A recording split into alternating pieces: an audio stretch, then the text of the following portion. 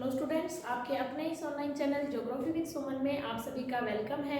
आज हम लोग हमारे इस क्लास के माध्यम से स्टडी करेंगे भारत की जनजातियां। जो हमारा टॉपिक पिछले वीडियो में हमने स्टार्ट किया था, उसमें आज का जो हमारा टॉपिक है वो है भारत की जनजाति, भील जनजाति।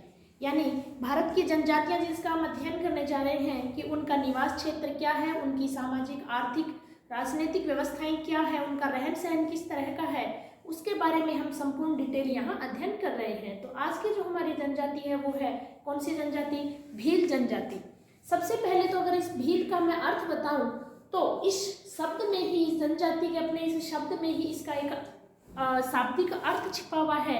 यानी भील ऐसे लोग जिनका मुख्य कार्य क्या होता है? तीर कमान चलाना, यानी भाले चलाना, या हम कह सकते हैं कि तीर कमान, जो धनुष बाण जो होते हैं वो चलाना इनका क्या होता है? मुख्य कार्य, या वो अपना इसको एक प्रमुख हथियार भी मानते हैं। तो अब हम देखते हैं कि भील जनजाति जो कि भारत की एक सबसे बड़ी जनजाति मानी जाती है, उसका निवास क्षेत्र कहाँ है? तो उसके निवास क्षेत्र की हम बात करें तो इसका मुख्य क्षेत्र है भीलवाड़ा। कौन सा क्षेत्र? भीलवाड़ा, जो कि कहाँ? राजस्थान में। राजस्थान का एक जिला है भीलवाड़ा, और इसमें ही मुख्य रूप से यह जनजाति यानी भील जनजाति निवास करती है। इसके अलावा अगर हम देखते हैं तो राजस्थान से लेकर के, यानी राजस्थान के जो भीलवाड़ा क्षेत्र है उसमें भील लोग काफी रहते हैं, मुख्य रूप से इनका क्षेत्र है। लेकिन राजस्थान के अलावा अपने भारत देश के अन्य राज्य, यानी राजस्थान से लेकर के एमपी, मध्य प्रदेश का पश्चिमी भाग, जबकि इससे भी अगर हम लोग दक्षिण में जाते हैं तो गुजरात, महाराष्ट्र, इवन आंध्र प्रदेश में भी जो है भील जनजाति का निवास क्षेत्र पाया जाता है।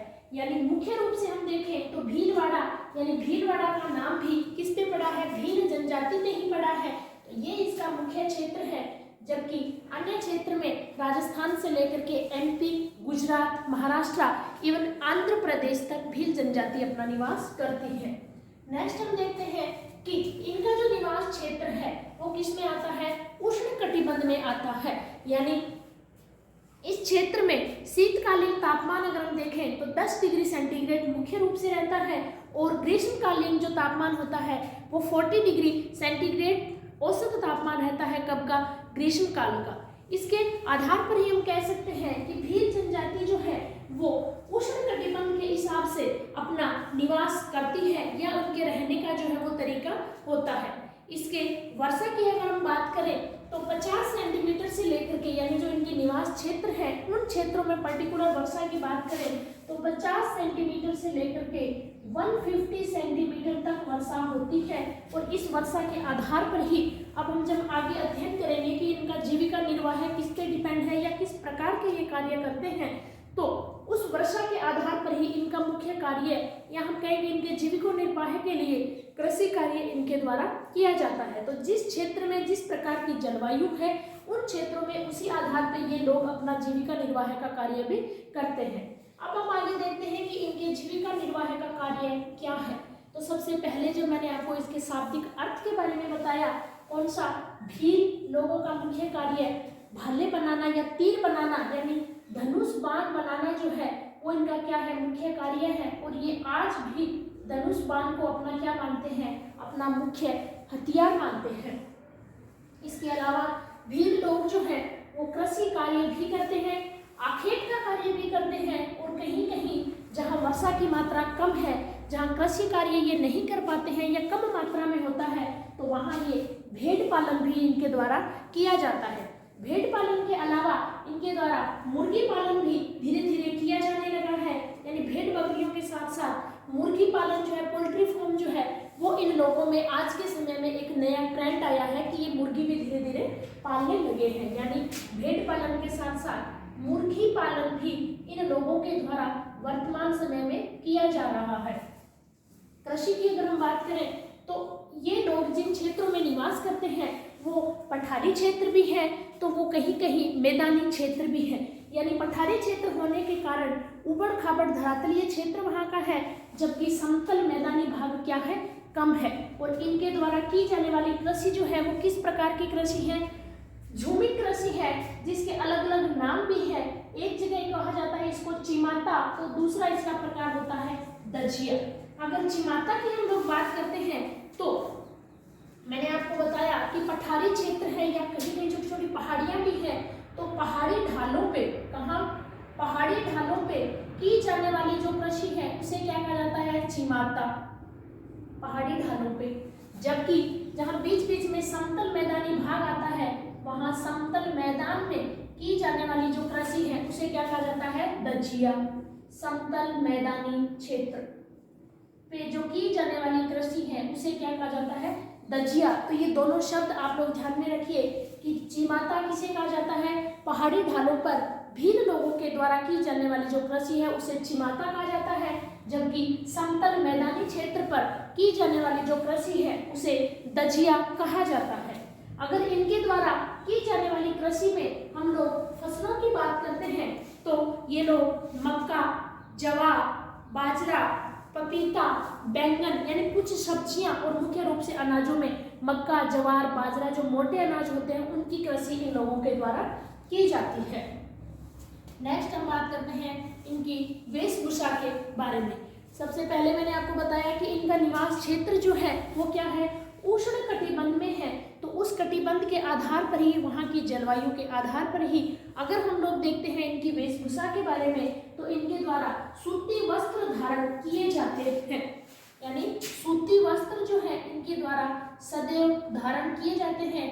पुरुष जो होते हैं वो धोती कुर्ता पहनते हैं, जबकि स्त्रियों के द्वारा लहंगा ओढ़नी ओढ़ी जाती है और सर्दी में ये लोग क्या है, कंबल ओढ़ करके अपने शरीर की सर्दी से रक्षा करते हैं। इसके साथ ही पुरुष जो होते हैं वो सिर पे साफा भी बांधते हैं और औरतों के लिए मैंने आपको बताया कि चोली दामन ये इनके द्वारा ग्रहण किया जाता है, जिसके ऊपर सूती ओढ़नी स्त्रियों के द्वारा ओढ़ी जाती है। इसके अलावा अगर इनको देखा जाए कि आभूषणों के बारे में तो हाथी दांत के चूड़े भील स्त्रियों के द्वारा पहने जाते हैं और इसके अलावा कुछ ज्वेलरी भी, यानी गले में हंसली है, माथे पे बोरला है, ये भी भील स्त्रियों के द्वारा धारण किए जाते हैं। मुख्य रूप से आप ध्यान रखिए कि उष्ण कटिबंध में निवास होने के कारण सदैव इनके द्वारा सूती वस्त्र धारण किया जाता है। नेक्स्ट आ जाता है आवास, कि इनका रेजिडेंस जो होता है वो किस प्रकार का है। अगर हम देखें तो ये छोटे छोटे गांव बसा करके, यानी भील लोग जो होते हैं वो 25-30 घरों का एक आवास बना लेते हैं। कितना, 25-30 घरों का एक समूह होता है, यानी छोटा सा गांव होता है। और भीलों का जो घर होता है जिसको बांस की लकड़ियों के द्वारा या घास की छत बना करके ये क्या करते हैं, अपना घर बनाते हैं, जिसे क्या कहा जाता है, कू कहा जाता है। वेरी वेरी मोस्ट इम्पोर्टेंट शब्द है ये कू। किसे कहा जाता है, घर को। और कौन सी जनजाति के घर को, भीलों के घर को कहा जाता है कू। इंग्लिश में कहा जाता है KOO कू लिखा जाता है। तो आप ध्यान रखिए कि भीलों के घर को कू कहा जाता है। अगर गांव की बात करें तो मैंने बताया 25 से 30 घरों का एक समूह होता है, यानी छोटे छोटे गांव बसा करके ये लोग रहते हैं। इनका जो मकान होता है, कुछ कुछ जगह ये पत्थर की दीवारों का भी प्रयोग करते हैं और इसके साथ ही अपने घरों के अंदर थोड़ी थोड़ी खाली जगह भी रखते हैं, जहाँ ये क्या करते हैं, सब्जियां अपने खाने के लिए बो लेते हैं। अब हम बात करते हैं इनके रीति रिवाज, यानी इनके समाज के बारे में। तो अगर इसके रीति रिवाज की बात करें तो सबसे एक इम्पोर्टेंट बात, और वो भी आज के ज़माने में अगर मैं आपको बताऊं तो इनकी एक विशेषता होती है कि भील लोग जो होते हैं वो परिश्रमी और ईमानदार लोग होते हैं। यानी ये अपना जो जीवन निर्वाह है वो ईमानदारी के साथ और मेहनत की कमाई खाना ये लोग पसंद करते हैं और आज भी इन लोगों में यह परंपरा व्याप्त है। इसके अलावा इन लोगों में अगर हम बात करें तो इनमें बाल विवाह नहीं होता। बाल विवाह निषेध माना जाता है, यानी जहां एक लड़के की आयु 20 साल और लड़की की आयु 18 साल होने पर ही इनके द्वारा विवाह रचाया जाता है। और इसके साथ ही इनमें विवाह रचाते समय लड़के के द्वारा लड़की के पिता को वधू मूल्य के रूप में कुछ पैसे दिए जाते हैं, जिससे लड़की का फादर जो होता है वो उनके लिए प्रतिभोज का भी आयोजन करता है, जिसे वधू मूल्य के रूप में उसने लड़के के पिता से ग्रहण किया है। इसके साथ ही धीरे धीरे क्या हो रहा है कि इसमें जो ये वधू मूल्य है, जो कुछ धन देता है, उससे बचने के लिए भीलों में कन्या अपहरण प्रथा भी है। कौन सी प्रथा? कन्या अपहरण प्रथा, यानी लड़की के एवज में उनको पैसे देने पड़ेंगे जिसे वधू मूल्य कहा जाता है। उससे बचने के लिए कहीं कहीं भीलों के द्वारा कन्या का अपहरण भी कर लिया जाता है और फिर उसके साथ विवाह रचाया जाता है। इसके अलावा इनमें एक और प्रथा होती है गोल गधेड़ों प्रथा। कौन सी प्रथा? गोल गधेड़ों प्रथा। और यह प्रथा इस प्रकार की प्रथा है कि किसी युवक के द्वारा कोई वीरता एवं साहस का कार्य किया जाता है तो वह लड़का जो होता है वो स्वयं किसी लड़की का चयन करने के लिए क्या हो जाता है, उसी वीरता और साहस के पीछे वो लड़का जो है वो अपने लिए युवती छांट लेने का उसको अधिकार मिल जाता है। और इस प्रथा को क्या कहा जाता है? गोल गधेड़ों प्रथा। यह प्रथा भी क्या है? भील लोगों में आज भी व्याप्त है। नेक्स्ट अगर हम बात करें विकास एवं परिवर्तन, तो जैसे जैसे वर्तमान समय में विकसित समय जो आया है उस विकास के साथ ही भील लोग भी अपने आप को विकसित किए जा रहे हैं, जिसका मुख्य कारण भारत सरकार के द्वारा इन भील लोगों के लिए, इस जनजाति के लिए जो आरक्षण निर्धारित किया गया है। अगर हम पढ़ाई की बात करें यानी शिक्षा के क्षेत्र में भी भीलों को आरक्षण दिया गया है, तो नौकरियों के क्षेत्र में भी भीलों को आरक्षण दिया गया है। हालांकि शिक्षा के क्षेत्र में यह जो जनजाति है उनकी गति आज भी क्या है? धीमी है, यानी आज भी भील जनजाति जो है वो पूर्ण रूप से शिक्षा में अपने आप को लीन नहीं कर पाई है, लेकिन पहले की अपेक्षा भील जनजाति जो है उसमें धीरे धीरे शिक्षा का उजागर हो रहा है।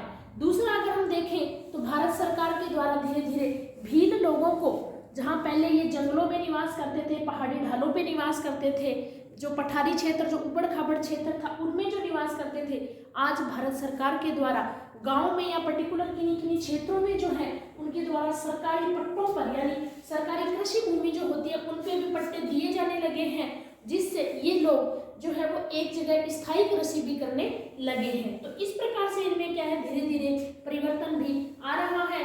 और इसके साथ ही मैंने आपको बताया कि वर्तमान समय में भीलों के द्वारा मुर्गी पालन भी किया जा रहा है और सरकार के द्वारा भी पोल्ट्री फार्म यानी मुर्गी के पालन के लिए इनको काफ़ी सुविधाएं भी सरकार के द्वारा दी जा रही है। तो इसीलिए इस प्रकार से भील जनजाति ने अपने आप को समय के साथ साथ काफ़ी परिवर्तन भी किया है। और इसके साथ ही आज के इस वीडियो में हमने भारत की जनजाति भील के बारे में अध्ययन किया। उम्मीद करती हूँ कि आप लोगों को यह अच्छे से समझ में भी आया होगा। और इसके साथ ही मेरा यह वीडियो मैं यहीं एंड करना चाहूँगी। Thank you.